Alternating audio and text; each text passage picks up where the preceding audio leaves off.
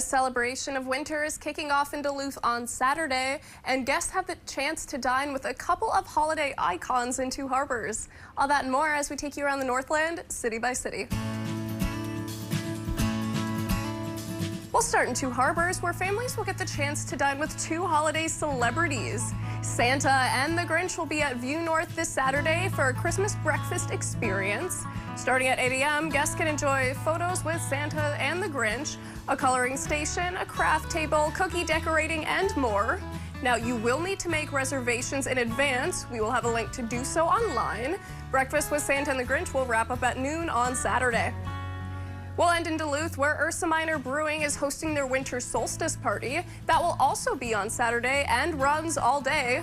The event kicks off at 11 with the Makers Market. Then guests can enjoy free hot chocolate and s'mores, outdoor games, beer poking, arts and projects, and all of that all day long. Live music will start in the evening at 7 p.m. The winter solstice party wraps up at 11 p.m. on Saturday.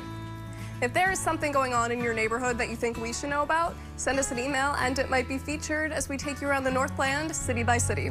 In the studio, Anna Olfelt, Northern News Now.